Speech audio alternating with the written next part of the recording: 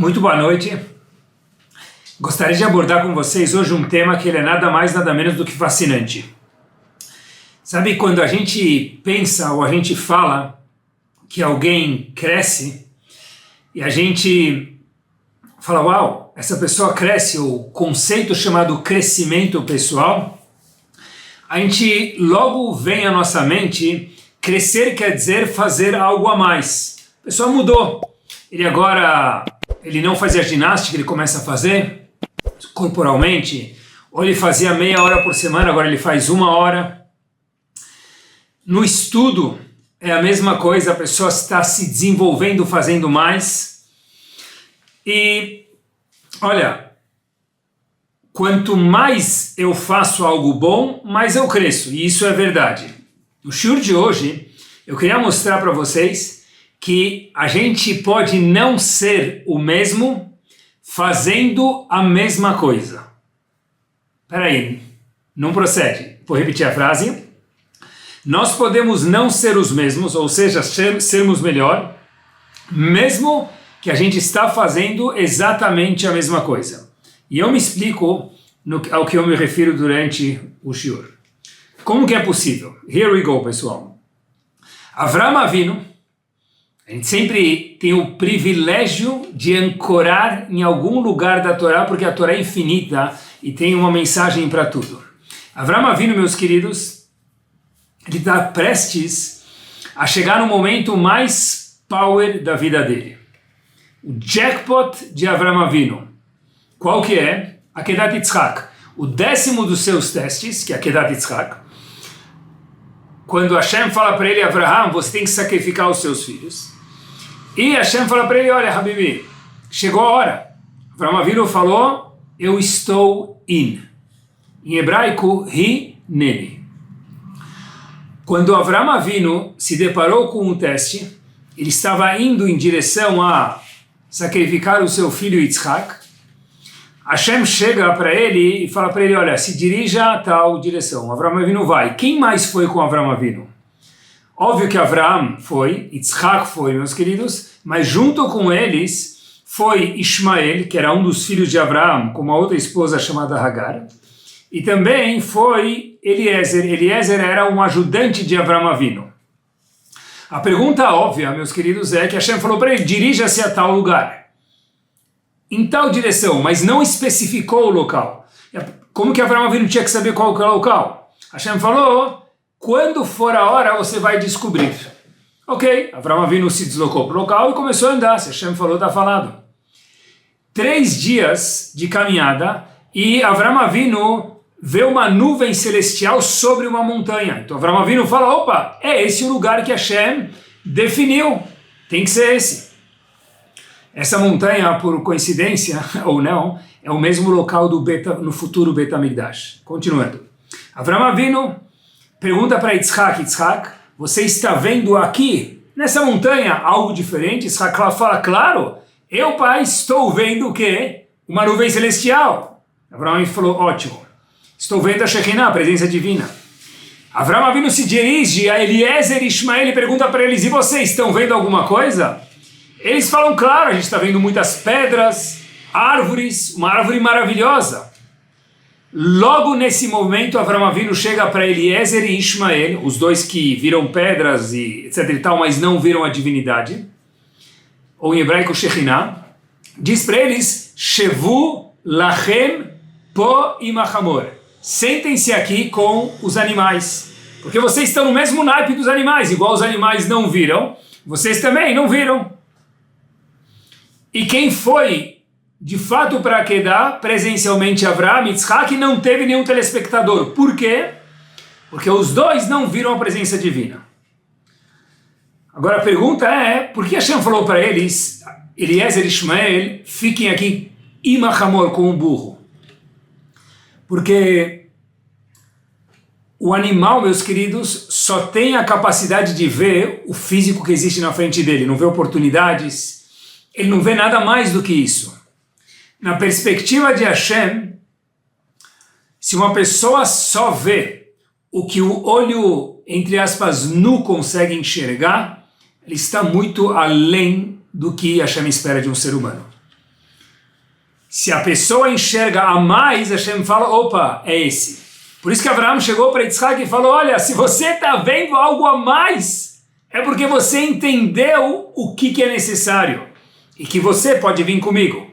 Eliezer e Ishmael, que viram uma mera montanha, não viram a divindade naquele mesmo local, no mesmo cenário, é porque eles estão com uma visão limitada. Então fica aqui com os animais, porque vocês estão no mesmo nível dos animais.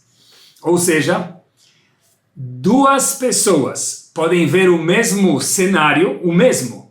Alguns veem divindade lá e outros veem pedras. Talvez o exemplo simples disso é quando alguém vai no Kotel Amaravi, no local onde era o Bet HaMikdash, hoje Israel. Um lugar que por si só emociona.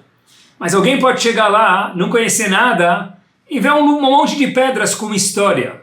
Um Yehudi, quando chega lá, já vê um pedaço do Bet HaMikdash. É o mesmo cenário, mas é uma nova definição.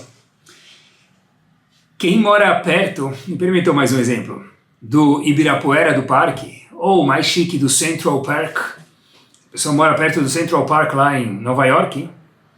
Imaginem que tem dois vizinhos que moram no mesmo prédio, perto de qualquer um dos dois parques.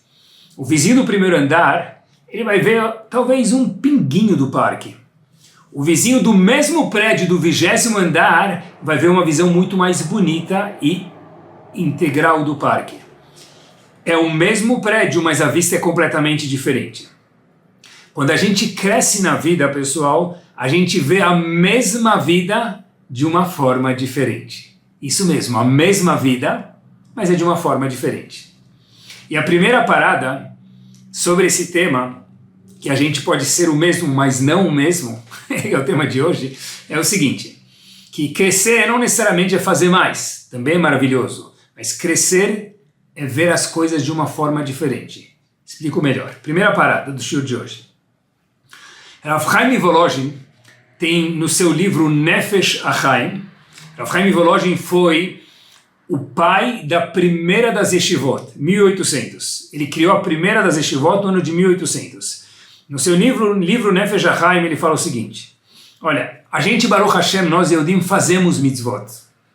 Mas, escutem só a diferença de fazer mitzvot e fazer mitzvot com a consciência do que ele traz para a gente.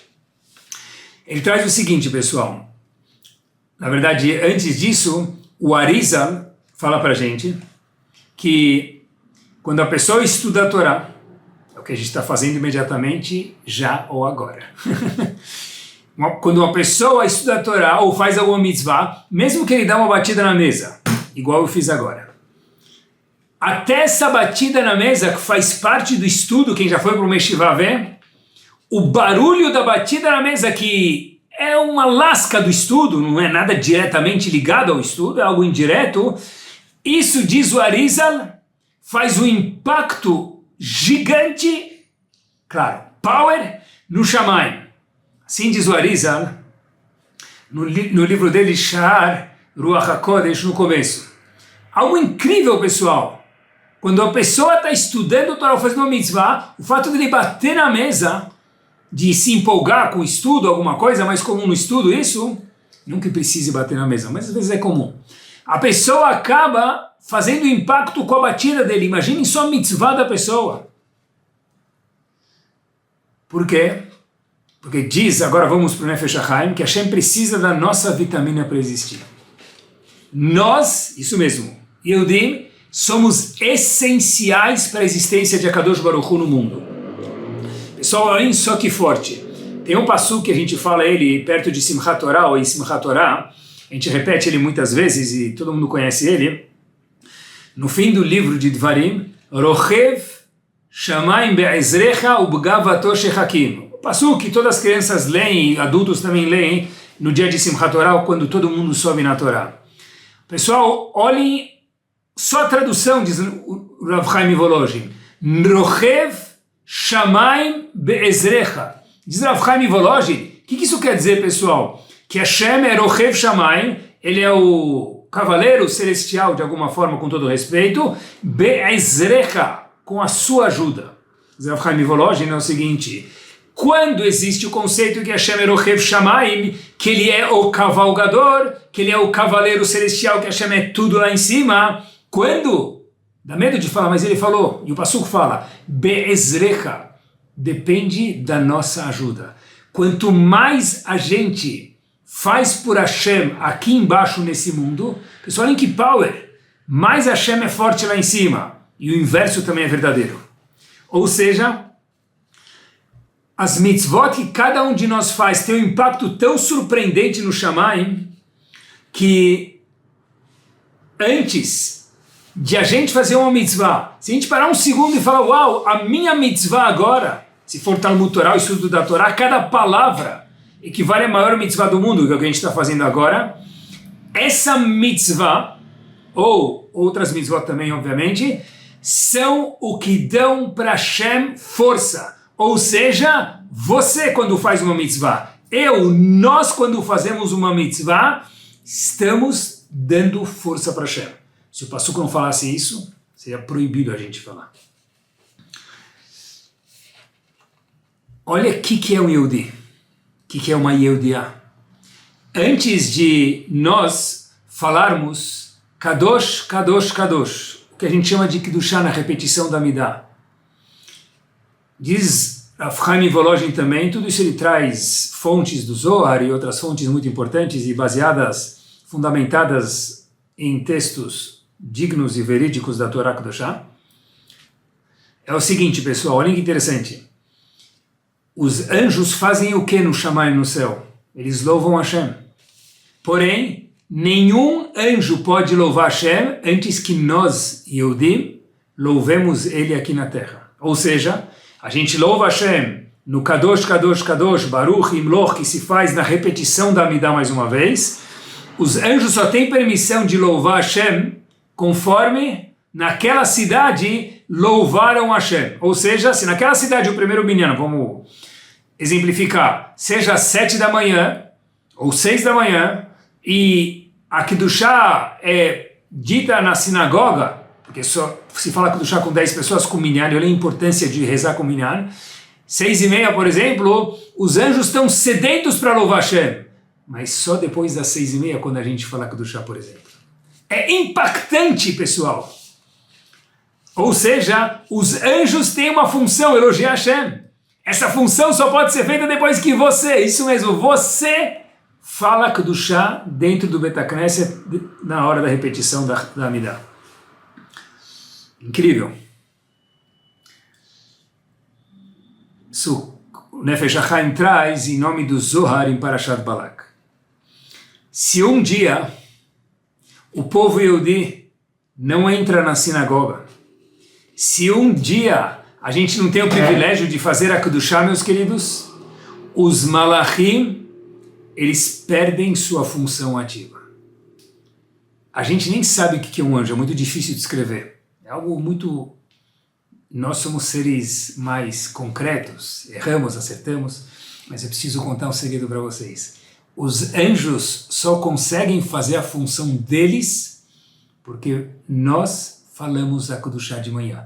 E no minuto que a gente fala Kedushá, puf, eles estão permitidos a louvar Hashem.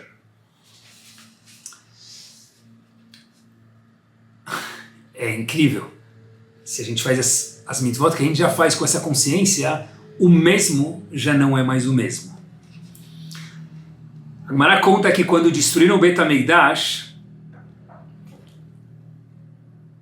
independente se foram os babilônios, os romanos, depende do primeiro ou segundo Bet HaMikdash, eles conseguiram destruir somente algo que nós Yehudim já havíamos destruído. Ou seja, diz o Nefesh HaChaim, ele traz, a própria Gemara fala isso, que depois que a gente perdeu o mérito, por causa das averot que a gente fez, e perdeu o mérito de ter o Bet HaMikdash, o templo, aí Hashem falou, pronto, agora o templo já não tem mais santidade, porque o povo Yehudi já não deu essa energia para o Bet HaMikdash, então agora ficou fácil de destruir. Ou seja, diz ele que haverá, que um Yehudi faz, lo aleno, ele é mais forte do que aqueles que destruíram o Bet HaMikdash, porque eles destruíram pedras, e nós destruímos a construção verdadeira. É incrível, é incrível. A linguagem da Gemara, os que destruíram o Bet HaMikdash moeram uma farinha moída. Mas o que interessa para a gente não são averot, apesar que é importante a gente saber a repercussão de uma averá. O que interessa para a gente são mitzvot. Rochev Shamayim Be'ezrecha. Hashem cavalga no Shamayim, nos céus, com a sua força. A gente falou que os anjos só podem entoar a Kedushá quando a gente fala Kedushá. Algo incrível. Quando a gente pensa em fazer uma mitzvah, pessoal, olhem o que o Rav Chaim Volodin fala para a gente. Pensa, não faz. O fato de pensar em fazer uma mitzvah, isso cria mundos celestiais. A gente nem quando faz mitzvah acho que não acredita nisso. Mas diz o Nefesh HaChaim, a verdade é quando a gente pensa em ir fazer uma mitzvah, a gente cria um mundo celestial eterno que é um sorriso gigante para Hashem e de Hashem para a gente.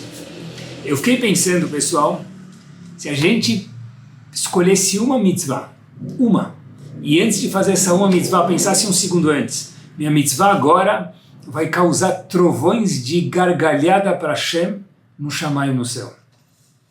Como a gente faria a mesma mitzvah que a gente já faz? Na verdade, o mesmo já não seria mais o mesmo.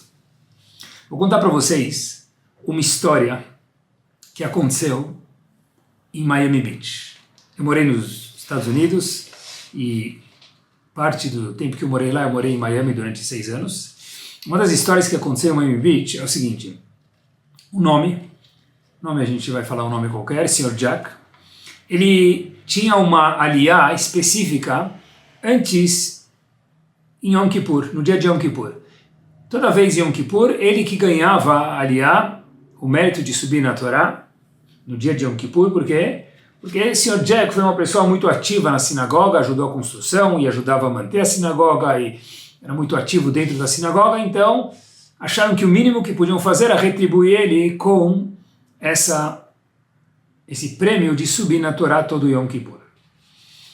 Esse ano, no ano X, o gabai da sinagoga que convida para subir na Torá tinha um dilema.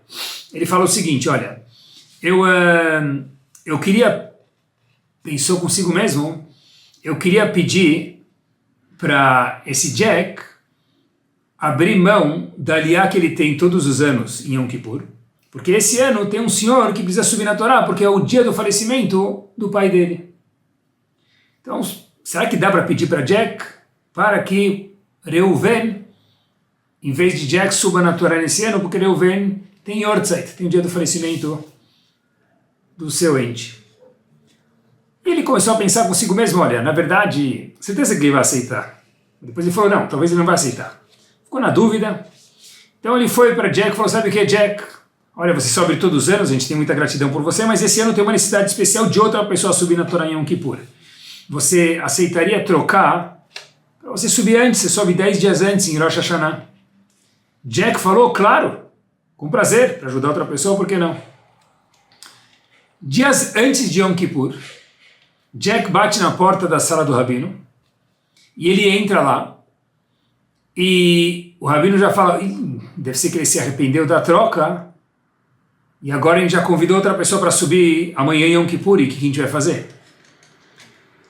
E Jack, com sua voz travando e difícil, e o Rabino fala, pode falar, meu querido. Jack diz o seguinte, olha, Rav, eu dei aliyá para fazer a mitzvah de abrir mão para uma outra pessoa e, claro, por que não? Mas eu estou arrependido. O Rabino ficou todo preocupado, agora como ele vai resolver a situação? Mas Jack falou, olha, eu não estou arrependido de ter dado a mitzvah. Eu estou arrependido de na hora ter falado sim.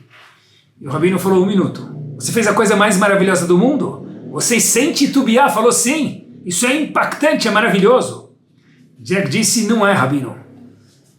E o Rav falou para ele, mas explica então por quê. Disse Jack para o Rabino o seguinte, se alguém viesse me pedir $10.000, eu certeza que não falaria sim na hora. Eu falando sim na hora, abrindo mão da minha aliyá na Torá, eu desprezei o respeito ao Sefer Torá. Rav, eu vim perguntar para o senhor um dia antes de Yom Kippur o que eu devo fazer de tchuvá. Até que o Rav explicou para ele que o ato dele foi um ato de Kiddush Hashem, de santificar o nome de Hashem, e não teve problema. Mas pessoal, olhem que visão maravilhosa. Se alguém viesse me pedir 10 mil dólares, eu ia pensar 1000 vezes. Aqui eu falei sim na hora, mas Jack, você foi ajudar um outro Yehudi. Mas não interessa, Raf. Eu por um segundo perdi o kavod, o valor gigante de cada mitzvah. Fazer a mesma mitzvah, com esse conceito, a mitzvah não é mais a mesma. Quando a gente tem uma oportunidade na vida, pessoal, um passo adiante de fazer chesed, de fazer tzedakah, muitas vezes na nossa cabeça vem, ai, de novo, ai, agora não. Agora não, nós somos seres humanos. O Hafetz Chaim, uma vez quando falou sobre isso, ele, no seu livro Avat Chesed, ele conta que, sabe, quando já veio 3 pessoas arrecadar tzedakah, 4, na quarta, na quinta, a pessoa talvez cansa. Os Hafetz Chaim, isso não é correto. Ele falou, vou provar porque isso não é correto. O Hafetz Chaim falou, qual é a minha prova? Se a pessoa tem 10 clientes que vieram fazer business com ele naquele dia, naquela hora, na loja dele, no escritório dele, chega o 11º, ele não vai falar, oh my God, por favor, não. A pessoa vai falar, claro, que entre mais 200. A gente não fala não. E por que para uma mitzvah a gente fala de novo? A resposta, queridos, é porque a gente, infelizmente, não vê a mitzvah como uma oportunidade. O business, que ele é importante, que todos nós temos sucesso, o business, ele é algo finito, a mitzvah fica para sempre. Se tiver 10 clientes e vier o 11º, a gente fala, tfadal, bem-vindo. Quando vê uma mitzvah, precisa ser pelo menos igual. A gente vive, de verdade, pessoal, tem que olhar para cada mitzvah como mais uma oportunidade de crescimento, uma oportunidade de agradar a Hashem, uma oportunidade de fazer a vontade de Hashem. Isso ninguém nunca mais tira da gente. Cada cédula de tzedakah que a gente dá, o Pix hoje em dia, ela se transforma eterna, pessoal. Se eu pegar uma nota de 100 reais ou 100 dólares e eu segurar ela aqui, ela pode hoje estar aqui e amanhã alguém gasta ela. E ela desaparece. Use com saúde. Uma vez que a gente pega algo e dá para tzedakah, por exemplo, a gente trocou aquele dinheiro para um dinheiro eterno que ninguém nunca mais tira da gente. Pessoal, é a mesma mitzvah, mas na verdade não é a mesma. Depende de como a gente enxerga. Olhem só essa história. Tem um Rosh Kolel, que ele tinha a vida ganha em Holon. O que quer dizer isso? Ele não precisava mais angariar fundos para os seus avrechim, para pagar os avrechim, os estudantes, mensalmente. Ele morava em Bat Yam, em Holon, e ele morava em Bat Yam. Então uma vez alguém perguntou para ele, olha, qual é a sua história? Quem é o sponsorship? Quem que paga o seu kolel? Se ele, vou te contar a história de como tudo aconteceu.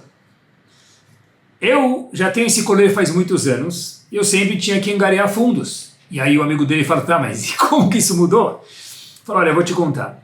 Minha mãe mora em Bat Yam, assim disse aquele chefe do colégio. Minha mãe mora em Bat Yam, me permitam, eu moro em Bat Yam e minha mãe mora em Tzfat, outra cidade de Israel. E minha mãe pediu para a gente passar Shabbat lá, e a gente alugou um carro, foi para lá. Na volta, pós-Shabbat, a gente volta com as crianças, eu, minha esposa e as crianças. E aí a gente viu que a luz do tanque de gasolina estava vermelha, era carro alugado, não prestei atenção. À noite na estrada, e ficou vermelho, eu andei mais um pouco e o carro parou, sem gasolina. Eu comecei a andar a pé e eu vi que tinha um posto de gasolina a 9 minutos, só que era 9 minutos de direção. A pé, vai saber quantos minutos eram, e era noite. Não sabia o que fazer.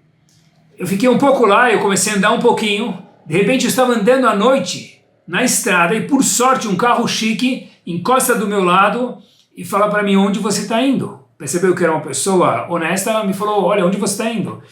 Eu te levo.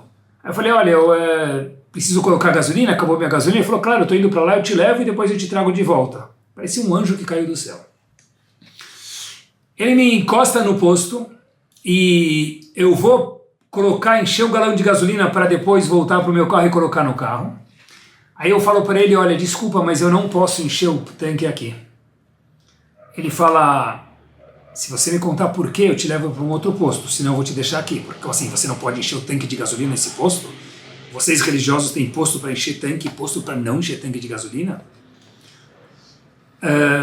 Disse ele, sim. Ele falou, mas o que aconteceu? Ele falou, olha, no posto está escrito que o quê? Que esse posto é 24/7. Se o posto é 24/7, quer dizer que ele trabalha no Shabat. Eu não posso ter proveito, e não quero ter proveito de alguém que trabalha, um Yehudi que trabalha no Shabat. Tá bom? Ele levou ele para o próximo posto. E quando ele chega lá, ele enche o tanque de gasolina, volta, eles trocam um telefone e a vida segue.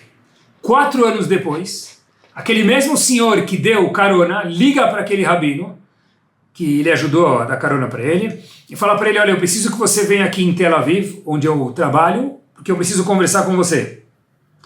O rabino nem lembrou quem era, e era longe de onde ele estava, mas ele falou, olha, eu devo uma gratidão para ele, porque ele me deu carona naquele momento difícil, e teve que dirigir 1 hora até Tel Aviv. Ele chega lá, ele fala o seguinte, meu pai faleceu faz 3 meses, diz aquele senhor com carro chique que tinha o business em Tel Aviv para o rabino. E eu não pareço ter nada de religião, mas meu pai, quando faleceu, deixou algo escrito para mim. Ele falou o seguinte, meu filho, eu depois de alguns anos acabei desleixando um pouco na religião, mas eu queria que você soubesse que eu era pai daquele businessman de Tel Aviv, que foi a mesma pessoa que deu carona. Eu estudei no Yeshiva, na Europa, e eu queria te pedir um favor. De toda a herança que eu vou te deixar, 10% deixa numa conta e esse dinheiro vai render juros, é bastante dinheiro, e eu quero que você dê esses juros todo mês, para que o capital nunca termine, vai gastar só os juros, para um Yehudi que você considere que tem Irat Shamayim, temor de Hashem. E aí o rabino estava escutando e falou, uau, que bonito, mas como eu posso te ajudar? Falou, Rav, meu pai faleceu faz 3 meses, eu estou faz 3 meses, ou seja, 90 dias procurando alguém que tem Irat Shamayim.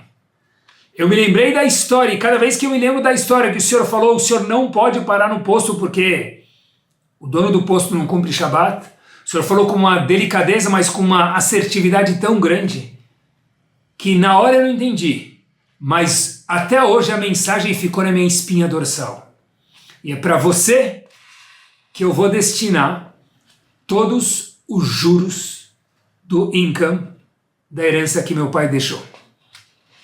E por isso que contou aquele Rosh Kollel, aquele chefe do Kollel para o seu colega, é por isso que até hoje eu não preciso angariar fundos para o meu Kollel. E por que eu estou contando essa história nesse shiur, pessoal?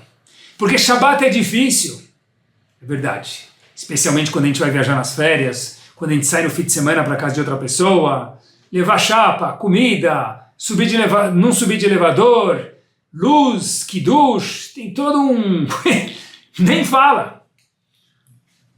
E às vezes até quando a gente está em casa, nas férias, quando é verão e o Shabbat termina à tarde, tem que entreter as crianças, né? Parece que o Shabbat dura mais no verão, as 25 horas parece que viram às vezes 50. Mas se a gente olhar para o Shabbat como um presente, o mesmo Shabbat não é mais o mesmo. Quando a gente olha dessa forma, meus queridos, o Shabbat já não é mais o mesmo. Porque eu tenho o presente que Hashem deu só para um Yehudi, de poder fazer o Shabbat. Hashem falou, cada vez que a gente cumpre Shabbat, a gente está assinando co-signer com Hashem na criação do mundo. A gente está, de novo, sendo sócio a cada Shabbat na criação do mundo. Nós, e não o presidente dos Estados Unidos, sem desmerecer, nós, sem comparação, junto com Hashem. O mesmo Shabbat já não é mais o mesmo.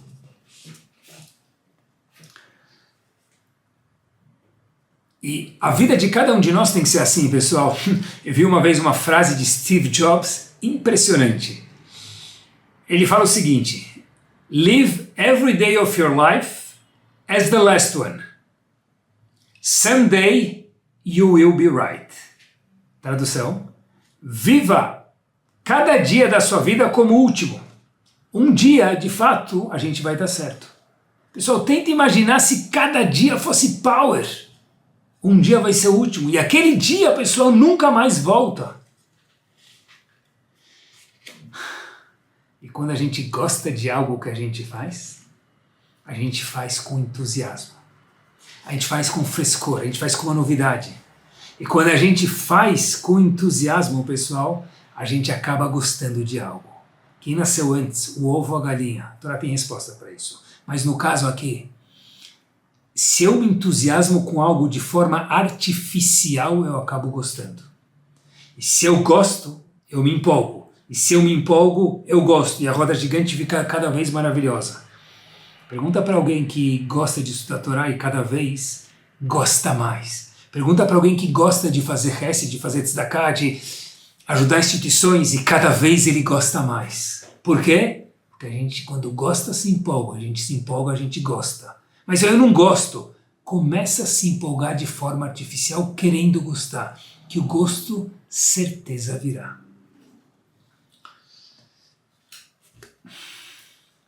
A gente teve, pessoal, um personagem muito curioso no Tanakh, chamado Shmuel, profeta. E ele era filho de Haná. Haná ficou muitos anos para conseguir ter filho. Depois que ela conseguiu ter um filho, ela teve o filho, e esse filho foi Shmuel. A Gemara conta para a gente no Tratado de Brachot que em um momento Shmuel fez um pequeno deslize, que de acordo com a Halachá ele merecia uma pena de morte. Então, Haná vira e fala o seguinte, diz Haná o seguinte, para o profeta da época, Eli Cohen, Elanar azeit palalti, eu rezei por esse jovem. Ou seja, o Talmud diz que o profeta falou para ela, olha, relaxa, teu filho Shmuel merece morrer, eu vou te dar outro filho melhor do que ele. Haná se vira e diz, assim explica a Gemara no Tratado de Brachot, essa passagem no Tanakh, Elanar hazeit palalti, eu rezei por esse jovem. Essa é a tradução da história. Rav Simcha Bunim Pesishcha diz o seguinte, Elanar hazeit palalti. A palavra nar não é só adolescente, porque adolescente tem muita vida, tem muita bateria, isso é maravilhoso. Elanar azeit palalti, nar quer dizer jovial. Não só aqueles anos de juventude, mas o sentimento, o feeling de ser jovial. Então disse Haná, Elanar azeit palalti Hashem, eu não quero outro filho, porque esse meu filho tem vida, uma vida, e essa juventude, essa vida eterna dele, mesmo que agora ele não é um jovem, mas ele continua sendo um jovem nar. Eu quero ele, não quero outro filho, porque isso é difícil encontrar. Isso é um presente, meus queridos. Por isso que a gente precisa cultivar na gente algo maravilhoso.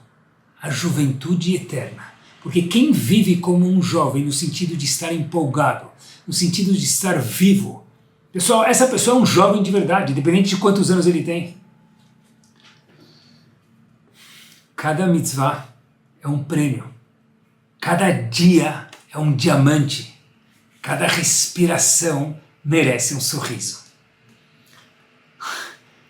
Olhem como a nossa Torá é perfeita, meus queridos. Não que precise da nossa aprovação, mas olhem que bonito. Quando a gente tem dois gêmeos, o casal teve dois bebês gêmeos, dois meninos. Então os dois vão fazer, às vezes, muitas vezes, Brit Milá no mesmo dia. Pode? Pode. Mas entre um bebê e outro tem que ter uma interrupção. Tem que ter um bebê, enrola alguns minutos, depois faz o outro. Peraí, faz dois de uma vez, o pessoal está esperando. O público não tem o dia inteiro para ficar parado. Diz, Alahá é proibido. Por quê? Porque cada mitzvah merece a sua importância e a sua atenção.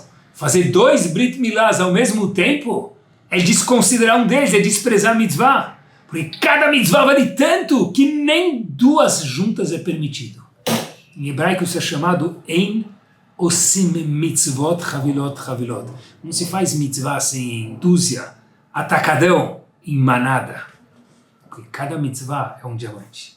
É a mesma mitzvah que a gente já faz, pessoal. Isso é crescer. Mesmo que a gente não adiciona, mas é fazer ela diferente. Para finalizar, quando a gente sabe apreciar, é o seguinte, pessoal. A nossa vida, o nosso tempo, é o seguinte. Quando aparece uma verá na nossa frente, pode ser falar alguma coisa que é mais ou menos lashon hara, que também é proibido, olhar para alguém que está, uma senhora que está mal vestida, nos conceitos da Bahá, ou pensar mal daquela pessoa que chegou às vezes atrasada na sinagoga, que a gente já sabe que por tal razão a gente nem sabe nada, na verdade, ou pensar por que ele já trocou de carro de novo esse ano, ou reformou a casa 2 vezes, que não deveria ser da nossa conta. São pensamentos que a pessoa tem durante o dia. E é difícil de verdade, pessoal.